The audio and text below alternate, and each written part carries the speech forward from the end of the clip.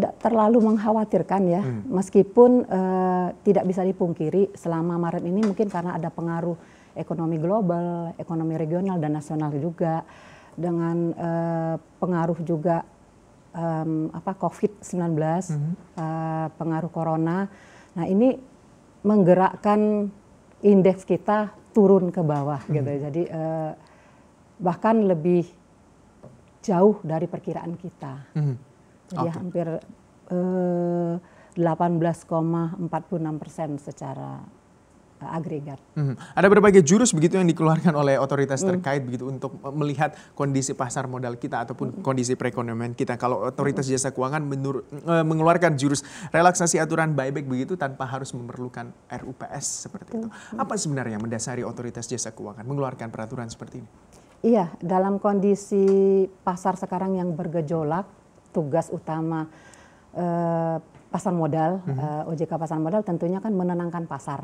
Itu yang pertama. Jadi untuk menjaga ketenangan itu kita harus mengeluarkan semacam kebijakan. Nah dalam hal ini kita mengeluarkan kebijakan buyback saham tanpa RUPS.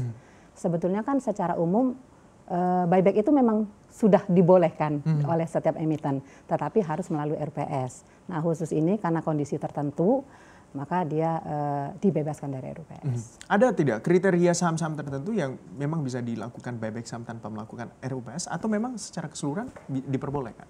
Semua secara keseluruhan diperbolehkan. Yang menjadi perhatian adalah kemampuan emiten itu sendiri dalam menyerap atau mengambil kembali sahamnya. Jadi ketersediaan dananya itu yang menjadi faktor utama. Tujuan utamanya apa sih sebenarnya Bu kalau otoritas jasa keuangan menerapkan aturan buyback saham tanpa RUPS ini? Apa yang menjadi dampaknya seperti apa yang akan dilihat ke depannya? Iya, tujuan utamanya supaya investor tenang. Jadi dalam arti kondisi di mana saham pada berjatuhan, investor kan akan kebingungan. Jadi kalau saham ini kok dibuang di pasar nggak ada yang beli gitu kan. Nah dengan kebijakan buyback maka kita memberikan peluang bagi perusahaan itu silahkan ambil kembali sahamnya. Gitu. Jadi investor tenang, oh ternyata masih ada yang nampung. Itu emitennya sendiri. Jadi dengan kondisi seperti itu investor juga mulai berpikir saya tidak khawatir memegang sahamnya. Karena keputusan melepas saham itu kan ada di investor sendiri. Tidak berarti dengan adanya buyback maka investor wajib melepas juga enggak. Berarti relaksasi ini juga akan bisa menahan penurunan indeks harga saham gabungan yang begitu signifikan terjadi. Iya, jadi artinya dengan potensi seperti itu kan keseimbangan akan terbentuk lagi karena supply tidak akan menjadi banyak kan gitu kan, karena supply dengan demand akan seimbang sehingga harga tidak akan hukum ekonomi supply lebih tinggi dari demand menurunkan harga itu tidak, mudah-mudahan tidak terlalu terjadi. Mencegah juga adanya panic selling oleh para investor. Iya, betul. Ini yang dilakukan tentunya otoritas jasa keuangan juga untuk mencegah begitu adanya panic selling yang dilakukan oleh investor ketika melihat kondisi perekonomian global ataupun kondisi domestik yang tidak begitu baik begitu ya Bu ya.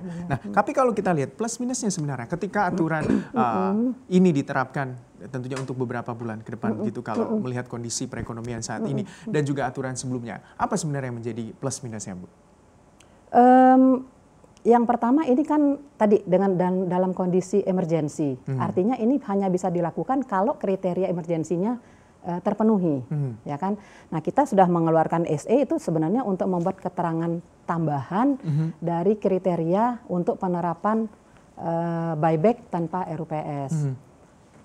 Kita tidak melihat minusnya karena ini kan bukan suatu pemaksaan, ini kan cuma memberikan wadah semacam ketentuan yang memfasilitasi. Jadi emiten dapat membeli saham dan investor dapat menjual saham.